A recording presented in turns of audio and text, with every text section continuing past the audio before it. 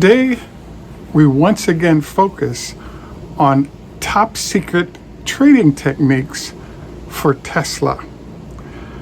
In particular, I wanted to focus today on the 750 put, where it went from basically a 300% gain in one day to a 100 or 99% loss in 1 week.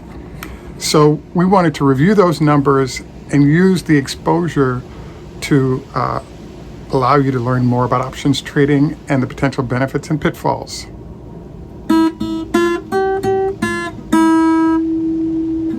This is Greg for Teslafaninsight. Thanks once again for joining us. If this is your first time, welcome.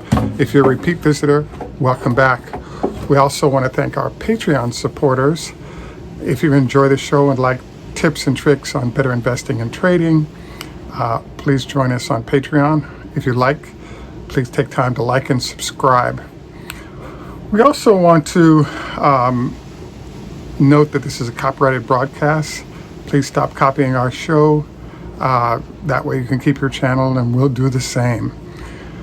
I also wanted to note today we do some trade consulting. So if you'd like some help, you have a larger portfolio, and would like some help in the thinking process on some of the stuff we do, happy to engage with you in that regard. Hit us up on Teslafaninsight on Facebook with a private message, or fcp1@AOL is an email address you could reach us at. So I did a show yesterday, and the first thing I wanted to do is list a couple of comments. The first one I'm posting is, this is a very irresponsible thing to do, and I would acknowledge it is. And the reason it's irresponsible is that if you get into options trading, you can either make a lot of money, stay even, or lose a lot of money. All those are on the table. And that's part of the reason why I haven't done these type of shows before, partially because we do private sessions with folks, but also because it can be very difficult. It can be very easy for beginners or even pros to do it well and easily and make money, but it's also a way one can lose a lot of money very quickly or make a lot of money very quickly. So the other thing I wanted to post there is, this is a look at some of the returns people got in one day on Friday. So you can see 99%, for options that were at 750, 112% for the 745s. So those kind of returns in one day is a reason why people take on this crazy risk or try to figure it out. So I just wanted to give you guys a feel for how all this worked. And the show is kind of broken up into two areas today. The first area is I specifically wanted to review from 10 different angles what happened on Monday. And then the second thing I wanted to do is, probably a third of our folks that watch our show are banging at the 500K plus neighborhood, $1 million in shares or more. And we wanted to give you some fairly conservative tools with which to manage your portfolio better and more profitably, which is kind of what we did in round one, but I'm going to do it again in round two. So if you're in the first 10 minutes of this show, we're really targeting novices on this, like, what is this? How does it work? Why should I spend any time trying to figure it out? And the answer is monster returns. So one of the things that caught my eye in the responses was one of our respondees made a comment where he said, hey, Monday morning you can be a Monday morning quarterback and your predictions and analysis is perfect. Very good point. The thing though is that there's a word called empirical. So one of the funniest things that happens on my channel is we explain what the market makers are doing, why do they do it, and how it works. And then we've had a lot of people make a lot of money over the last year and a half. We had one kind of our students go from 50K to $10 million in 1 year. So there's money to be made at this. It's just that most people end up getting smashed. A small group of people work hard enough to figure it out and deliver. And this whole realm, highly risky, etc. So because of that, I wanted to ask you a favor, which is please just put a Y as in yes or an N as in no, and then send relative to this type of show, because it is top secret. We aren't going to do them very often. This is the last one likely for this week until Friday. And the goal here was to have sort of a top secret space where I can just say this never happened, and we don't know how you learn this stuff, etc. The final note I wanted to make precursoring is the fact that a lot of the information, most of the information I've given to you guys in the last few shows on options trading and investing, we actually charge folks for classes on this. We do have classes we can send out to you. And so therefore, I would like to request that you consider sending us $3 or $4 on our Patreon page, or not our Patreon. We possibly Patreon if you'd like to join us there for sure, but we also have a setup on Venmo. We have Cash App, and we also have PayPal. So we'd appreciate you taking some time, send some kind of donation. The suggested donation is $4, but if you want to send more, send less, fine. But it does take time to put this together, and there's a lot of expertise presented. And I was even shocked because I have a friend, a new acquaintance, that was saying that they're actually starting a class on options on Monday and have paid, I don't know what the tuition was, but in general, for this kind of exposure and experience, it can actually cost a lot of money. And so please take time to support or join our channel. Now, to get into today's topic off of the beginning slides that I started with, the focus of my conversation today is just the fact that, hey, there's something called a 750 put. Now, if we go back to last Monday, you'll recall that the stock closed a week ago, Friday, at 759. Basically, when it opened up, it was on the way down on Monday because the market news talked about the Evergrande problems and how that was going to hit the market. And at one point, the market went down, from what I could see, about 950 points. It might have gotten lower.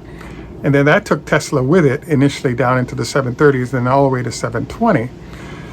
So what I'm wanting to review today is kind of what happened, how to view it, and how might you do what I call unpacking the information that's lurking there, because there's a lot of data flying in every different direction. And if you get involved with options or an exposure to them, it's going to be useful for you to take some time to globally understand what's going on.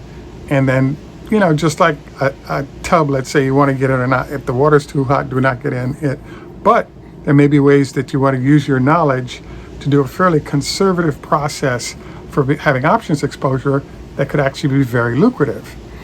So what I was fascinated by is, and why specifically I'm focused on the 750 puts, is that they illustrate the comments that were made prior to the show today.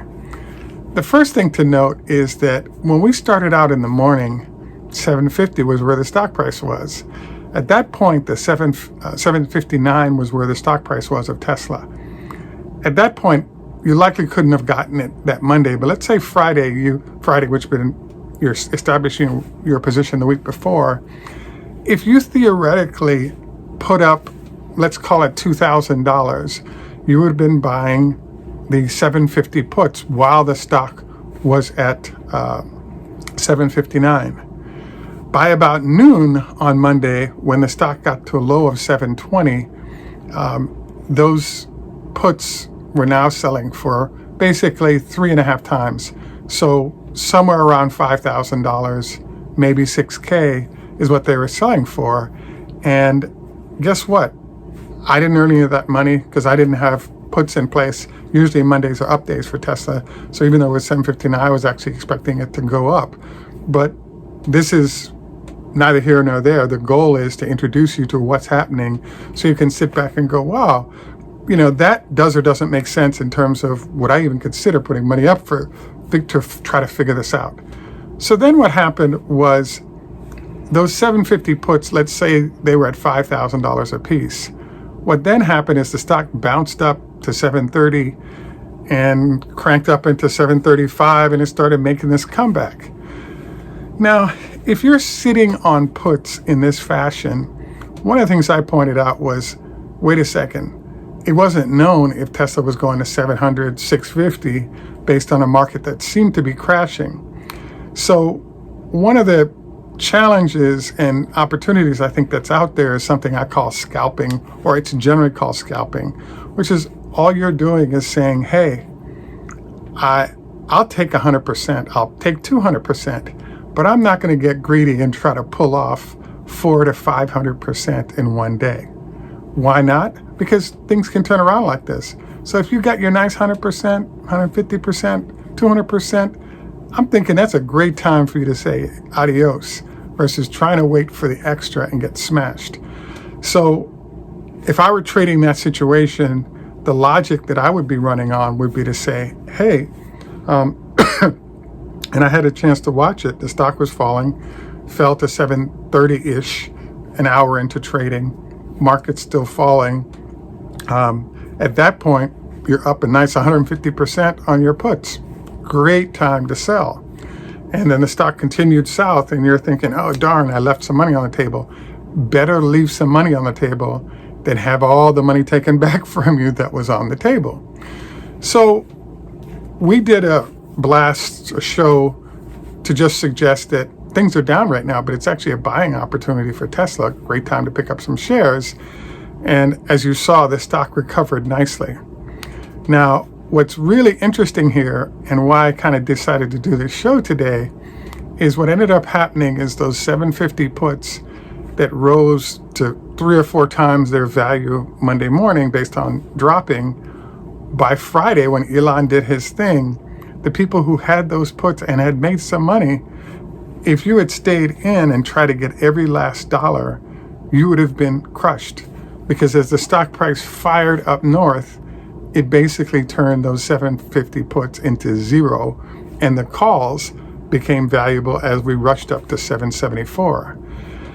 Now, I have to say that I'm really, really, really shocked by the stock moving up like it did, and here's why.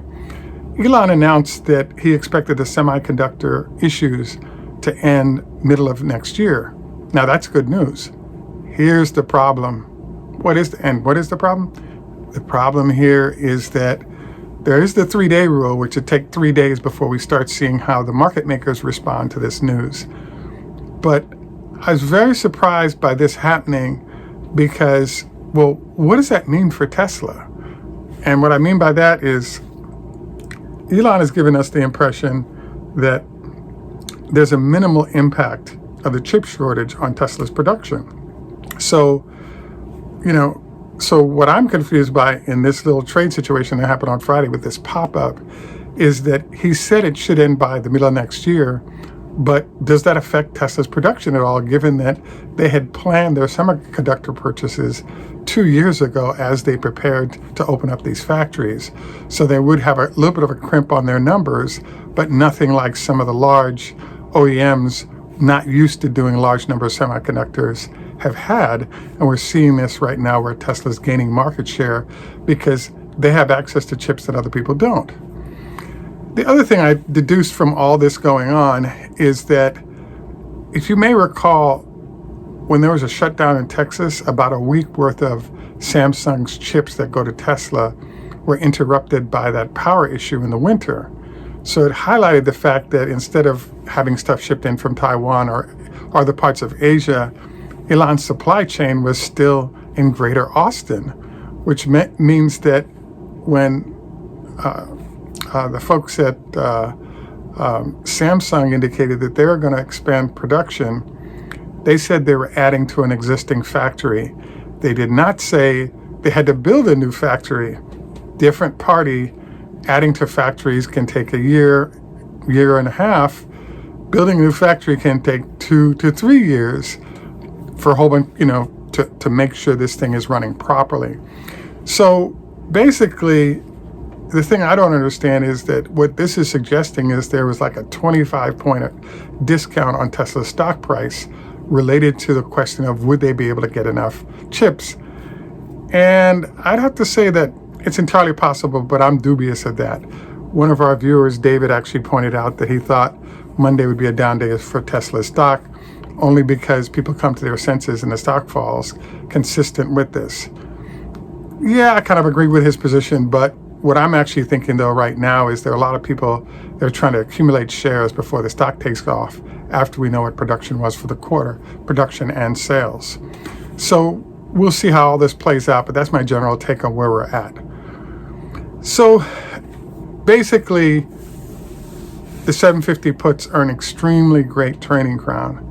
You saw them jump up in value, and then over time through the week, they lost a whole bunch of value as the stock price rose. Now, for those of you who are large holders of Tesla, I highly, highly recommend that you consider buying some puts. Call it 5 or 10 grand, maybe even 20 grand if you have $1 million account. And here's why. If the stock price drops, you make money on the puts and you still have your stock and you're fine. If the stock price goes up and you have a decent sized portfolio, the cost of the puts, or the insurance is what we could call it, is relatively low compared to the value of your portfolio.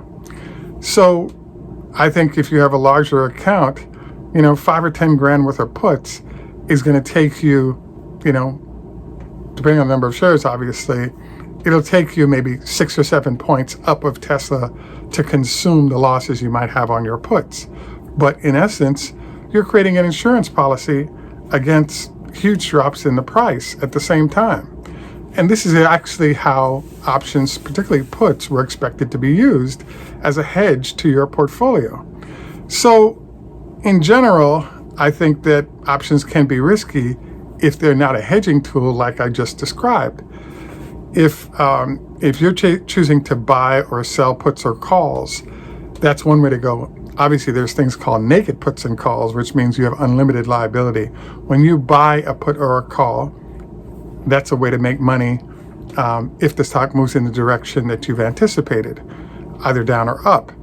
Now, there are people who do things like covered calls where they own the stock and they decided to sell a call against shares they already own. I've had one of my good friends has been doing 3 to 5% a month doing covered calls against shares that he owns. And yeah, there are tax problems, but if they're inside your retirement portfolio, there aren't any taxes.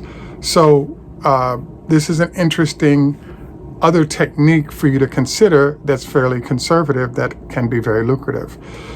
So I wanted to kind of run these by you guys because there are a lot of ways to use options. There are a lot of ways you can make money, a lot of ways you can lose money. But I wanted to generally give an idea of why people put so much energy and time in trying to understand this. And therefore, they can do very well if they both understand and are able to blend that understanding of the market and the understanding of options together to deliver a return, which I think is entirely possible, but it does take work, and a little bit of luck wouldn't be a bad thing to be in the mix. So, at any rate, I wanted to note, again, we have a few SpaceX shares to consider. You can drop us a note at the email below. We also wanted to ask you to consider pitching in $3 or $4 if you thought the information from these two shows was useful. We also want to remind you this is a copyrighted broadcast. None of what's said are you allowed to use without permission. We next want to move on to our health tips. I was thinking about when we came up with the health tips, my goal was to fire them off as quickly as possible. That way people wouldn't even notice. At the end of the show, it's kind of an open space for me to present ideas and concepts that are not having to do with Tesla, but I think would be beneficial to the demographics of our show. So a couple of things I wanted to point out today, again, are we have a gentleman who is a upper respiratory doc and a professor at University of Louisville that I spoke with. And he looked at me, I asked him, what health tips would you give to folks based on your specialty. And he said, the thing you should be aware of is there are a lot of people that are very busy these days. So the trend is for people to come home, eat, and immediately jump in bed. What he shared was the problem with that is that your stomach bile, i.e. the acids that digest the food, will actually roll up into your upper respiratory area, and if you do it often enough, can cause cancer. What he also shared was a lot of people think they're getting around it by using acid reflux, stuff like Tums or over-the-counter stuff, and he said that you can get what feels like relief, but the reality is that the damage is done. You're just getting sort of topical relief, or you're getting relief from it, but it's definitely having an impact and should be noted. So his further point was, don't go to bed within 4 hours of eating, ideally. Minimum 2 hours allows the food to be partially digested before you get into bed, was his suggestion. And so hence what I'm sharing. And feel free to ask your doctor about it, because I think there's a high likelihood you'll find out that it's not BS. The second thing I wanted to cover today, which we do have on our list below, is I was thinking about a weird crisscross of information that I came across. And that is, I have a friend I went to high school with, and her dad's a doctor. Throughout her life, up into her early 50s, she's always carried an extra 30, 40 pounds that she didn't want, and went to numerous doctors to try to help her to figure out how to deal with that weight. So finally, this one doctor made a comment to her where she said, "Hey, Susan, I want you to, for the next, I want to say month or month and a half, you can't eat anything that that is not something you can read and understand." So basically, the whole idea was some of the new processed foods, etc., out there are really bad news in terms of a lot of our health, and that was kind of the deal. Now, I found that comment really interesting because it fits with another conversation I had, and the conversation was with one of our show advisors, who's a kidney doc, and he suggested that there have been a lot of new processed things that your body doesn't know what to do with, that we've come up in the last 50 years, and your body's like, hey, I don't know what to do with that stuff. Why don't I just store it next to your organs?